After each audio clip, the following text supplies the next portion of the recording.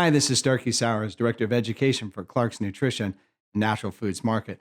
Welcome again to another Plus Program training series. And what we do in these training series is kind of give you guys a behind the scenes look, so to speak, some of the training programs that we actually offer for our employees at Clark's Nutrition. All right, today's subject, Bach flour remedies.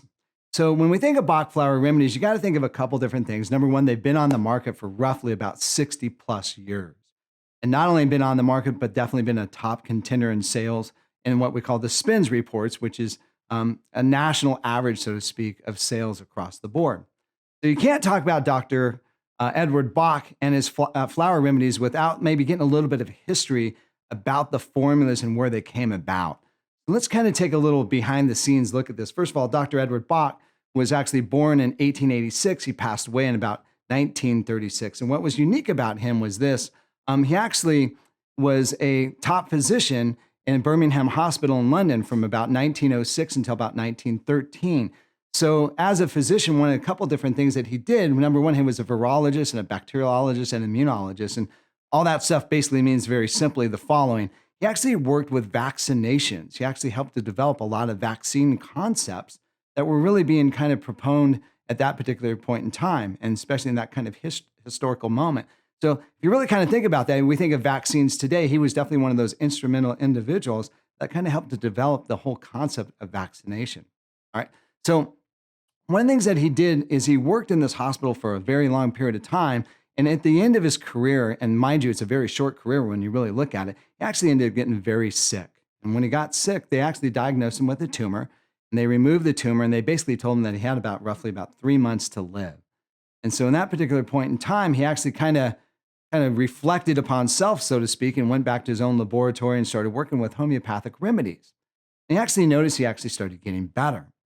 So at the end of about roughly 3 or 4 years, he actually went back into medical practice. And this time, he actually became one of the chief physicians at the Royal Hospital of Homeopathy in London.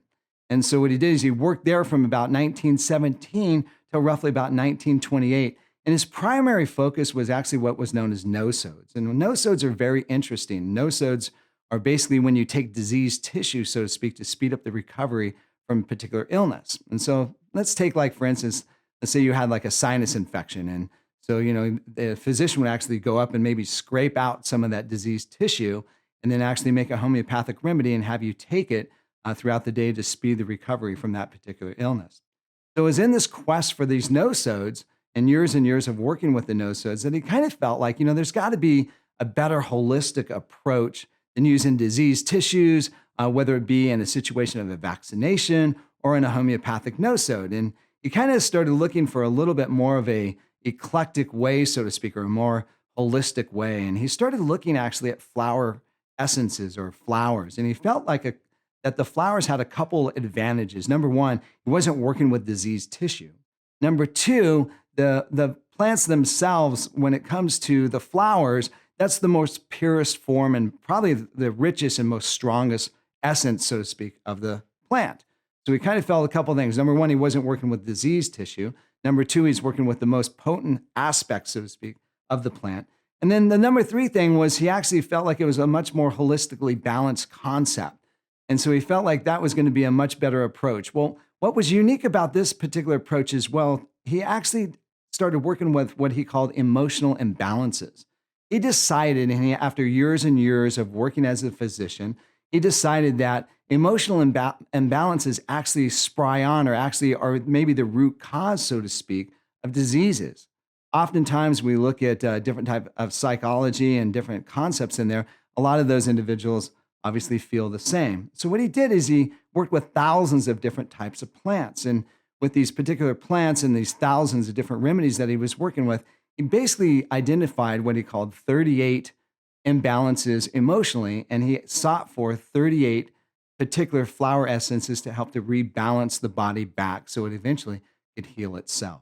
So very unique concept, a little bit different, especially for that time. Everybody was really focusing, so to speak, on the concept of finding the disease and finding the mechanisms of actions with that disease and using vaccinations. And homeopaths were using the nosodes to help to speed the illness recovery rate. He actually decided to go just a whole different concept and said, look, here's the deal. what we're going to do is we're going to work on these imbalances and produce 38 remedies that help with these imbalances, help the body get back into check, and then the body can actually heal itself. By the way, a lot of homeopaths feel that way with homeopathic remedies. They feel that the same thing will help to adjust those imbalances. So essentially what he did is he actually started manufacturing it. So roughly by about 1928, he was on the market working with different individuals, and he actually worked to help treat individuals that couldn't afford it, which was really dichotomic for him as well too, because a very wealthy physician kind of gave up his position, his stance, so to speak, and started working with individuals that couldn't afford it.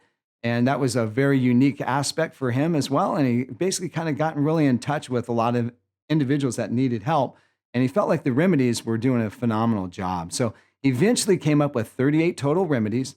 And those 38 remedies kind of worked on those imbalances. So it's important also to maybe understand how they were developed. He actually took the flowers themselves, put them in a bowl of water, soaked them in the sun. Typically, this was done in the spring and the summertime.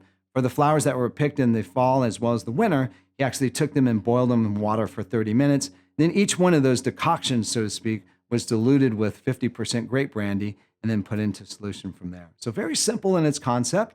One thing to remember is 70 years now of tradition of using Bach flower remedies. So we know that they're effective and they work. And when you look at them, they actually have a UPC or actually an NDC number at the top. And that NDC number actually indicates an over-the-counter remedy or drug.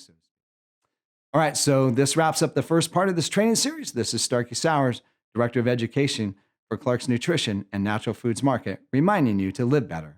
We can help.